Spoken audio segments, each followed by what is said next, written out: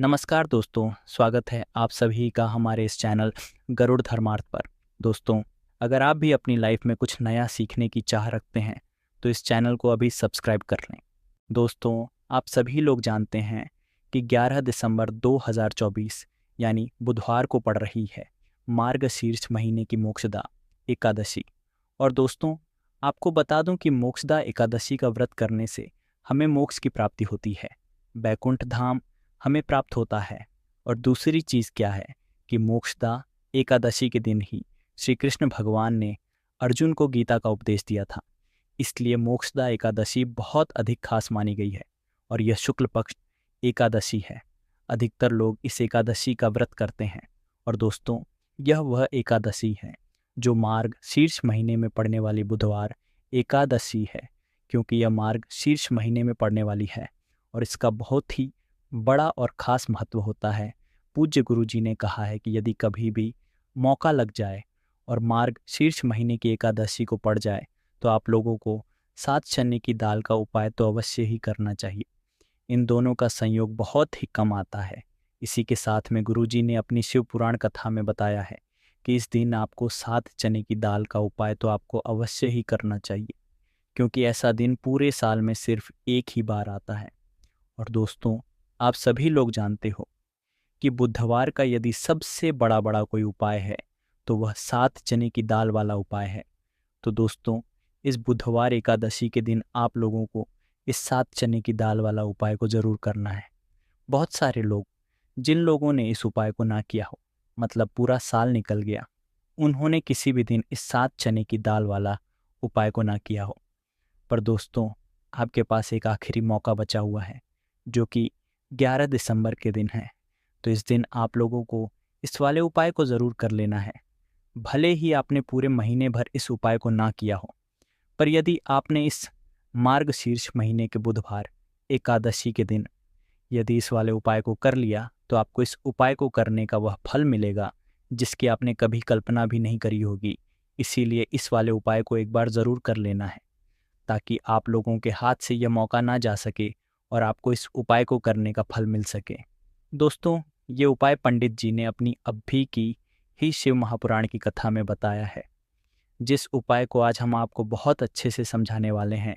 इस वीडियो को देखने के पश्चात इस उपाय को समझने के लिए आपको कोई और वीडियो को देखने की ज़रूरत नहीं पड़ेगी। तो चलिए दोस्तों को शुरू करते हैं। देखिए, यह इस मार्ग शीर्ष महीने के बुधवार एकादशी के दिन यह इतना खास होता है, इतना महत्वपूर्ण होता है। देखा गया है कभी कभी बड़े बड़े पूजा पाठ अनुष्ठान से जो मनोकामना पूर्ण नहीं होते, वह मार्ग शीर्ष महीने के बुधवार एकादशी के दिन एक छोटे से उपाय करने से ही आपकी मनोकामना पूर्ण हो जाती है। और बहुत सारे लोगों ने इस उपाय को किया भी है और उनको उपाय को करने का फल भी ज़रूर मिला है।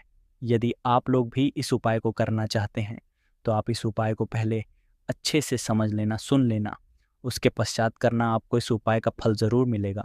और इस उपाय को कर लेने से आपके घर में चाहे किसी भी प्रकार की दुहक और समस्या क्यों ना चल रही हो, आपको उसका कारण भी नहीं पता है कि भाई ये समस्या किस कारण से चल रही है, उसका कुछ भी कारण हो सकता है। जैसे इसे पितृदोष हो सकता है या किसी भी तरह का मंगल दोष भी हो सकता है। तो इस दिन आप लोगों को यह वाला उपाय कर लेना है। ये एक ऐसा उपाय है जिस उपाय को यदि किसी खास दिन पर किया जाए तो भाई उस खास दिन का जो है वह तो हमें मिलता ही मिलता है, पर हमने उस दिन पर इस उपाय को किया है तो हमें उससे भी बड़ा फल मिलता है। और फल बहुत जल्दी मिलता है, क्योंकि आप इस उपाय को बहुत ही बड़े और ख़ास दिन पर कर रहे हो। तो चलिए अब उपाय के बारे में बात करते हैं। लेकिन उससे पहले आप लोगों को ये जानना आवश्यक है कि आखिर यह उपाय किस समय करना है, किसको करना है और कैसे करना है। तो चलिए हम आगे आपको वीडियो में एक एक करके बता देते हैं। लेकिन उससे पहले, यदि आप लोग हमारे चैनल पर पहली बार आए हैं या फिर मेरी आवाज़ आज पहली बार सुन रहे हैं तो हमारे चैनल को सब्सक्राइब ज़रूर कर लेना और इस वीडियो को लाइक करके कमेंट बॉक्स में श्री शिवाय नमस्तु भीम ओम नमः शिवाय ज़रूर कर देना। तो दोस्तों, इस 7 चने की दाल वाला उपाय को हमें इस बुधवार एकादशी के दिन कैसे करना है, किसको करना है, किस समय करना है और कहाँ पर करना है, ये सारे सवालों के जवाब आपको इस वीडियो में मिल जाएंगे। और जो ये वीडियो देखेगा भाई, उसको 7 चने की दाल वाला उपाय ज़रूर करना चाहिए, क्योंकि इस दिन 7 चने की दाल का भी बहुत ही बड़ा और ख़ास महत्व होता है। और जब बात आ जाए हल्दी की, तो ये सोने पर सुहागा वाली बात हो जाती है, और ये एक बहुत ही बड़ा उपाय हो जाता है इस बुधवार एकादशी का। तो अब दोस्तों, इस 7 चने की दाल वाला उपाय को आखिर करना किसको है? सबसे पहले हम लोग वह बात जान लेते हैं। तो देखो, घर की जो बड़ी माताएं बहनें होती हैं, उन माताओं बहनों में से कोई भी एक बड़ी माता बहन इस वाले उपाय को कर सकती है। और दोस्तों, यदि आप चाहें तो अपने घर में से सदस्यों को भी इस उपाय को करवा सकते हैं। यदि किसी व्यक्ति की खुद की कोई मनोकामना है, खुद की कोई दुख और परेशानी है जो कि वह अपने लिए ही करना चाहता है, इस वाले उपाय को तो वह खुद अपने लिए भी कर सकता है। बाकी यदि कोई घर में से ऐसा है जो कि अपने पूरे घर परिवार की सुख और शांति के लिए ये वाला उपाय करना चाहता है, तो भाई वह भी कर सकता है। उसमें भी कोई दिक्कत वाली बात नहीं है। कहने का मतलब ये है कि इस उपाय हर एक सदस्य भी कर सकता है, और पूरे घर परिवार के सदस्य के लिए घर की बड़ी माताओं बहनों में से कोई एक माता बहन भी कर सकती है। माताएं बहनें यदि घर में उपस्थित ना हो, या वह यह वाला उपाय ना कर पा रही हो, तो फिर घर का कोई बड़ा सदस्य भी इस 7 चने की दाल वाला उपाय को कर सकता है, चाहे फिर वह पुरुष ही क्यों ना हो। उसमें कोई भी दिक्कत वाली बात नहीं है। अब दोस्तों, जो अगला प्रश्न निकल कर आता है वह यह आता है इस उपाय को लेकर कि आखिर इस उपाय को हमें किस समय करना है, सुबह समय करना है कि शाम के समय करना है। तो देखो, इस वाले उपाय को आप लोग सुबह के समय भी कर सकते हो और शाम के समय प्रदोष काल में भी कर सकते हो। अब यदि आप पूछो कि भाई सबसे उत्तम समय कौन सा रहेगा इस 7 चने की दाल वाला उपाय को करने का, तो हम आपसे बस यही कहेंगे कि इस उपाय को आप सुबह के समय करेंगे तो ज़्यादा बेहतर होगा। बाकी यदि प्रदोष काल शाम के समय भी करेंगे तो भी अच्छा होगा, उसमें कोई भी दिक्कत वाली बात नहीं है। तो अब दोस्तों, जो अगली सबसे बड़ी और महत्वपूर्ण बात आती है वह यह आती है कि सुबह यदि हम उपाय को करेंगे तो हमें कितने बजे से लेकर कितने बजे तक के बीच में करना है, और शाम के समय प्रदोष काल में करेंगे तो हमें कितने बजे से लेकर कितने बजे के बीच में करना है। तो देखो, सुबह जितनी जल्दी हो सके आप उपाय को करने की कोशिश करना। बाकी यदि किसी कारणवश लेट भी हो जाओ, थोड़ी देर भी हो जाए, तो 10 या 11 बजे तक भी आप उपाय कर लेना, पर 12 बजे से ज़्यादा देरी ना हो। ठीक है, इस बात का ध्यान रखना। उसके पश्चात में दोस्तों, यदि शाम के समय प्रदोष काल की बात करें, प्रदोष काल का जो समय है होता है वो शाम के 6 बजे से शुरू हो जाता है। मतलब शाम के 6 बजे से लेकर 7 बजे के बीच का जो समय होता है, यह समय प्रदोष काल का समय होता है। तो आप इस उपाय को 7 या 8 बजे के बीच में भी कर सकते हो। मतलब शाम के 6 बजे से रात 8 बीच में आप कभी भी इस वाले उपाय को कर सकते हो, उसमें कोई भी दिक्कत वाली बात नहीं है। तो मार्गशीर्ष का महीना ही है जो आपको धन, दौलत, पुण्य दोनों ही देने वाला है। मार्गशीर्ष के महीने में तुलसी का पूजन करके, श्री हरि विष्णु से जुड़े हुए कुछ उपाय करके आप अपने जीवन की निर्धनता, धन से जुड़ी समस्याएं, कर्जे से जुड़ी समस्याओं को सदैव के लिए दूर कर सकते हैं। तो यह वही महीना है जिस माह में विष्णु योग निद्रा से जागते हैं। भगवान विष्णु को तुलसी अति प्रिय है, इसलिए उनकी पूजा में भी खास रूप से हम तुलसी का उपयोग करते हैं। और बिना तुलसी दल के, बिना तुलसी मैया के श्री हरि विष्णु की पूजा और उनका भोग दोनों ही अधूरे होते हैं।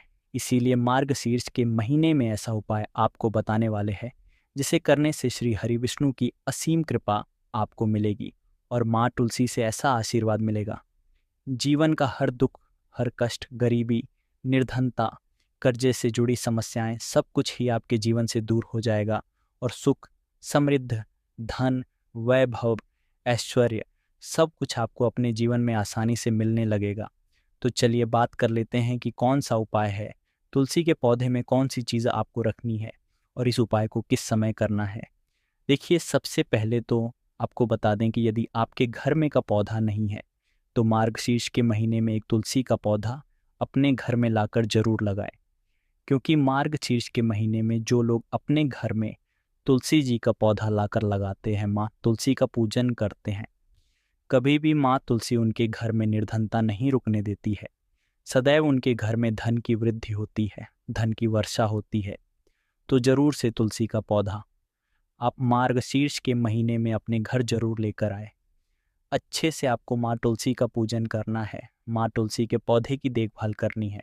और वह कौन सी चीज़ है जो आपको तुलसी के पौधे में मार्ग शीर्ष के महीने 11 दिसंबर बुधवार एकादशी में रखना है।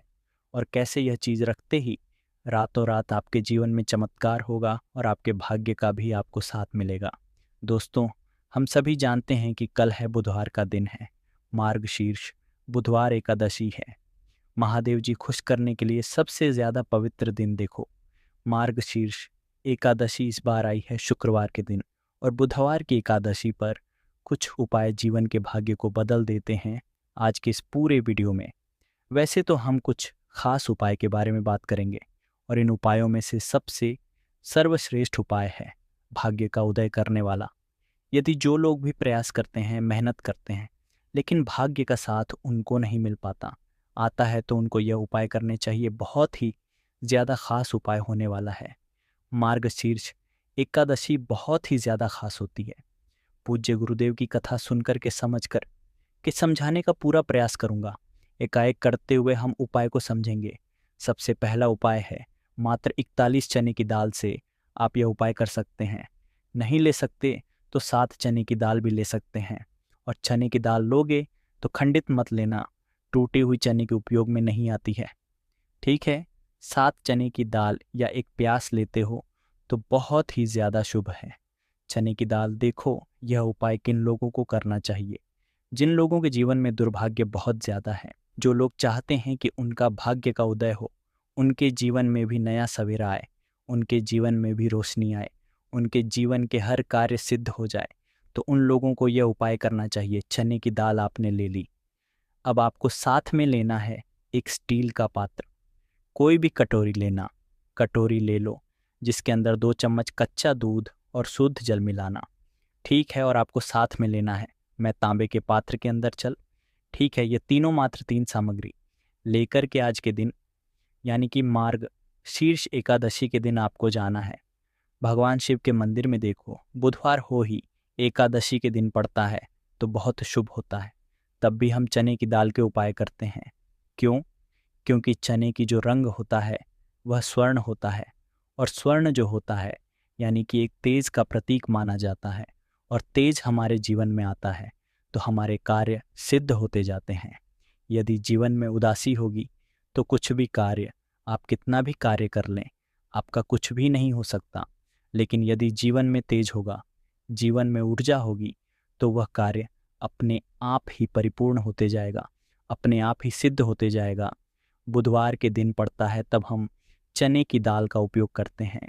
प्रदोष की तिथि बुधवार के दिन पड़ती है तब हम चने की दाल का उपयोग करते हैं। और उसी प्रकार से यह शुभ तिथि जो कि महीने में एक बार आती है वह बुधवार, और यह एकादशी के दिन है, इसीलिए हम आज यह उपाय करेंगे। देखो करना क्या है, चने की दाल देखो, आप क्या करोगे। सबसे पहले जो कच्चा दूध लेकर के आए हो उसके अंदर एक एक चने की दाल आपको डालना है। बृहस्पतिश्वर महादेव का स्मरण करते हुए बृहस्पति देव को मजबूत करते हैं। बृहस्पति देव जो होते हैं वह भाग्य का साथ देने वाले होते हैं, जीवन से दुर्भाग्य को दूर करने वाले। जिनकी किस्मत नहीं, भक्ति ना, उनको गुरु ग्रह को मजबूत करना होता है। और गुरु ग्रह भगवान शिव की पूजा में रहते हैं, यानी कि शिवलिंग के आसपास रहते हैं। शिव जी की पूजा के लिए देखिए, एक चने की दाल आपको कच्चे दूध वाले पात्र में आपको डाल देनी है। आगे आपको पश्चात में अब यह कच्चा दूध जिसके अंदर आपने चने की दाल डाली हुई है, यह आपको भगवान शिव के शिवलिंग पर श्री शिवाय नमस्तुभयं का जाप करते हुए आपके जीवन के दुर्भाग्य दूर हो, जीवन में सौभाग्य की प्राप्ति हो, ऐसी कामना करते हुए आपको पूरा कच्चा दूध आपको अर्पित कर देना है। कच्चे दूध वाले पात्र में यदि चने की दाल रह जाती है तो वह हाथ से निकल करके भगवान शिव के शिव अंग पर आप अर्पित कर सकते हैं, ठीक है। कर लिया। अब आपको क्या करना है, जो भगवान शिव के शिवलिंग पर आपने चने की दाल अर्पित करी है, वह उस चने की दाल पर देखो, उस चने की दाल पर आपको आपका सीधा हाथ रखना है। और आपकी जो भी खास कामना है, जो भी मनोकामना है भाग्य से जुड़ी हुई, लेकिन आपको प्रार्थना करनी है कि जीवन के दुर्भाग्य दूर हो और जीवन में जो भी आपकी इच्छा है वह आपको बोल देनी है। यह कामना करने के पश्चात हाथ हटाना और उसका जो कि पात्र के अंदर जो जल है वह जल भगवान शिव के शिवलिंग पर आपको श्री शिवाय नमस्तु भयंकर करते हुए आपको अर्पित कर देना है। वैसे तो बुधवार एकादशी का महत्व होता है रात्रि में, यानी कि सूर्यास्त के पश्चात, क्योंकि बुधवार एकादशी यानी कि रात्रि में ही, जैसे रात्रि का महत्व रात्रि में होता है उसी प्रकार से एकादशी का महत्व भी रात्रि में होता है। लेकिन यदि आप रात्रि में नहीं कर पाते या आपके घर के आसपास करने नहीं देते मंदिर में, तो फिर आप ये उपाय दिन में भी कर सकते हैं। तो ये हो गया पहला उपाय। अब हम बात करते हैं दूसरे खास उपाय की। देखिए क्या करना है। मात्र आपको काली मिर्च लेना है, एक साबुत काली मिर्च के साथ 7 काले तिल के दाने, और साथ में लेना है तांबे के पात्र के अंदर जल। कैसी भी विपदा हो, कैसी भी परेशानी हो, कैसी भी संकट हो, काली मिर्च के उपाय सावन शिवरात्रि पर आपको करने चाहिए। देखो वैसे तो आपको क्या करना है, ये तीनों सामग्री लेकर के भगवान शिव के मंदिर में जाना है। सीधा हाथ रखना, सीधे हाथ के ऊपर काली मिर्ची रखना, सीधे हाथ पर आपको काले तिल रखना है। ठीक है। अब आपको क्या करना है, जीवन में आ रही परेशानी, कष्ट, बाधा को दूर करने के लिए, आपके जीवन की समस्त परेशानियों को दूर करने के लिए, आपके जीवन के समस्त संकटों को दूर करने के लिए आपको प्रार्थना करते हुए महादेव के ऊपर, शिव जी के ऊपर आपको सीधे हाथ से आपको काली मिर्ची और 7 काले तिल के दाने आपको महादेव के शिवलिंग पर अर्पित कर देना है। इस प्रकार अर्पित करोगे तो जीवन की सारी बाधा, कष्ट, परेशानी, संकट जो है वह सब दूर होते हैं। ये अर्पित कर दिया। उसके पश्चात जो तांबे के पात्र के अंदर जल है वह जल भगवान शिव के शिवलिंग पर श्री शिवाय नमस्तु भयंकर कष्ट, बाधा, जो भी कष्ट आ रहा हो, कोई काम आपका अटक रहा हो, कोई काम आपका रुका हुआ हो, तो वह काम परिपूर्ण हो जाए, ऐसी कामना करते हुए आपको यह जल अर्पित करना है। यह हो गया दूसरा। अब हम बात करते हैं तीसरे खास उपाय की। बहुत ही प्यारा सा, यह भी मनोकामना पूर्ति का खास उपाय है, माता सुंदरी वाला खास उपाय है। इस उपाय के लिए आपको क्या लेना है, गुड़ वाला जल, एक गुड़ का टुकड़ा लेना, उसके अंदर जल भर देना। ठीक है, ये गुड़ वाला जल हो जाएगा, थोड़ा सा ही लेना है, 2-4 बूंद ही लेना, ज़्यादा नहीं लेना है। ठीक है, गुड़ वाला जल साथ में लेना है, घी और साथ में लेना है, एक बेलपत्र और उसके साथ में लेना है, तांबे के पात्र के अंदर जल। ये चारों सामग्री आपको ले जाना है भगवान शिव के मंदिर में। सुबह से लेकर के रात्रि तक जब आपकी इच्छा हो तब आपकी उपाय कर सकते हैं। देखो कैसी भी मनोकामना हो, माता अशोक सुंदरी की कृपा से वह मनोकामना आपकी परिपूर्ण हो जाएगी। जो बेलपत्र लेकर आए हो, बेलपत्र में 3 पत्ती होती है, तो ऊपर वाली जो पत्ती है उसमें आपको घी लगाना है। अब ऊपर वाली पत्ती में घी कैसे लगाओगे, आपके सीधे हाथ की सीधी उंगली के पास वाली जो उंगली है, जिसे हम कहते हैं तर्जनी उंगली, तर्जनी उंगली में लेना और ऊपर वाली पट्टी में आपको घी लगा लेना है। आ गई इतनी बात समझ में? ठीक है। अब जो गुड़ वाला जल लेकर आए हो, गुड़ वाला जल भी ले सकते हो या लाल चंदन भी ले सकते हो, जो आपके पास अवेलेबल हो वह आप ले सकते हो। लेकिन लाल चंदन लेते हो तो सर्वोत्तम होता है। लाल चंदन लेना आप आपकी चिट्ठी के पास वाली उंगली, जिसे तर्जनी उंगली कहते हैं, तर्जनी उंगली से ही आपको नीचे की दोनों पट्टियों पर, चिकनी वाली पर ही आपको लाल चंदन आपको लगा लेना है, या गुड़ वाला जल आपको लगा लेना है। अब ये जो बेलपत्र है इसे उठाना और माता अशोक सुंदरी वाला जो स्थान है वहाँ पर इसे अर्पित करना। आपकी जो भी मनोकामना है वह बोल करके। अब यहाँ पर देखो, माता अशोक सुंदरी वाले स्थान पर बेलपत्र कैसे अर्पित करना है। डंडी का हिस्सा महादेव की तरफ होना चाहिए। इस उपाय में यही विशेषता है। देखो, डंडी का शिवजी तरफ होना चाहिए और पत्ती का हिस्सा जलाधारी की तरफ होना चाहिए। इस प्रकार से आपको बेलपत्र अर्पित करना है। और जो एक में तांबे के पात्र के अंदर जो जल लेकर क्या है, थोड़ा सा जल पत्नी पर, जो पत्ती आपने बेलपत्र अर्पित करना माता वाले स्थान पर, उस पर थोड़ा सा जल अर्पित करना और बाकी शेष जल भगवान शिव के शिवलिंग पर अर्पित करना। जो भी खास मनोकामना होगी इस मार्ग शीर्ष महीने का बुधवार पर आपको महादेव से कह देना है। निश्चित तौर पर आपकी मनोकामना परिपूर्ण होगी। तो दोस्तों, यह थे पूज्य गुरुजी द्वारा बताए गए कुछ बहुत ही खास उपाय। तो ये थी आज की खास जानकारी। उम्मीद है ये जानकारी आपके काम आएगी। यदि वीडियो अच्छा लगा हो तो एक लाइक अवश्य कर दीजिए और रोज़ाना नई नई जानकारी प्राप्त करने के लिए हमारे इस चैनल को अभी सब्सक्राइब करें। धन्यवाद।